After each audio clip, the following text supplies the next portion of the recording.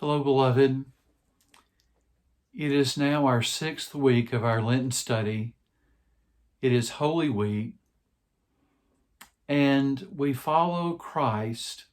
We follow the path of Jesus, his prayer paths, all the way to the cross. Most all of us are familiar with the 7 last words of Christ. And if you look at those carefully, those are really prayers.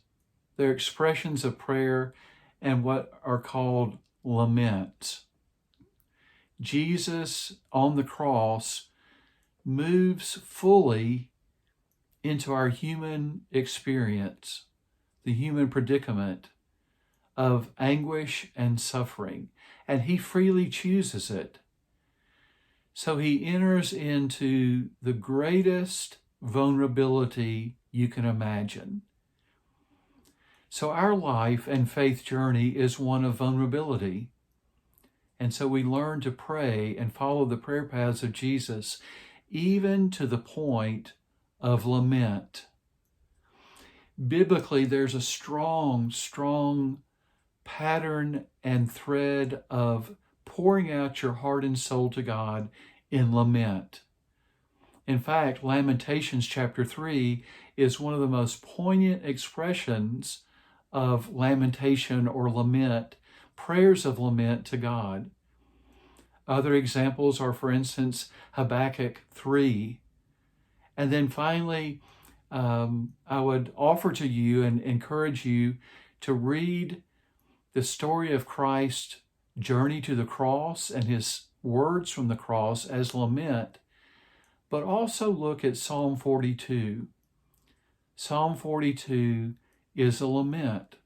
It's the deepest pouring out of your heart and soul before God, similar to what Christ does on the cross.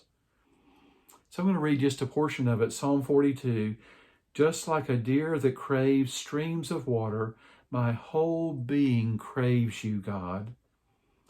My whole being thirsts for God, for the living God. And when will I come and see God's face, the presence of God? My tears have been my food both day and night, as people constantly question me, where's your God now? My God, why have you forsaken me? That's one of the prayers of lament that even Jesus voiced on the cross. It is his deepest, most poignant moment of vulnerability and suffering, the passion of Christ. So he names it on the cross, even as a prayer of lament. So that's what we learn as we follow the prayer paths of Jesus all the way to the cross. Jesus, though fully God, was also fully a human being and entered into our human vulnerability. So what does he do in prayer? He names his vulnerability. That's appropriate in prayer. He names his struggle. He names the adversity, even like it says in Psalm 42. My tears have been my food both day and night, as people question me, where is God now? Sometimes we experience the eclipse of God, a feeling of the absence of God. Even Jesus experienced that. And God is big enough to accept that, to receive that in our prayers. So one of the things we learn by following Christ and Christ on the cross is God is big enough to hear and respond to our laments, the naming of our struggle and adversity, even our suffering. That's okay. In the grace of God, God will receive that, and it's totally appropriate.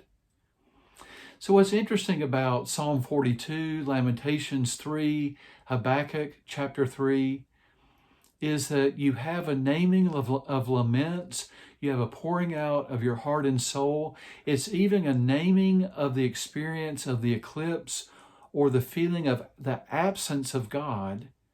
but then it turns in faith. It turns in trust and hope and confidence, assurance, reassurance. It turns and says, and yet. I may name my experience of struggle and adversity and suffering in this life and faith journey, just as Jesus does. And as I name the feelings of the absence of God, the experience even of a wilderness experience, the eclipse of God, I come to a point where I say, and yet God is with me. I am not alone. So it's so interesting. And yet in Psalm 42, verse 4, and yet I remember these things as I bear my soul, how I made my way to the mighty one's abiding place, to God's own house, with joyous shouts and thanksgiving songs, and a huge crowd celebrated at the festival. Why, I ask myself, are you so down and depressed? Why are you so upset inside? Hope in God. So it's okay to name your lament before God, to name your vulnerability, your struggle, the adversity, and even suffering. That's okay. We learn that in prayer. And God is a God of grace, always out ahead of us, preparing for good, active love, divine love. And God gives us hope. And God is with us. We are not alone. So that's what we learn in the prayer paths of Jesus. Even in hearing Jesus lament his own suffering, agony, the passion of God from the cross. So as we read our crucifixion accounts this week, as we move through Holy Week, as we follow the path of Christ more deeply into the prayer path of Jesus, may we find the grace of lament and the affirmation of our love, faith, and hope in God. May it be so for each of us through the crucified and risen Christ, the power of his Spirit and grace. Bless you in this Holy Week and beyond, and thank you for being part of this study.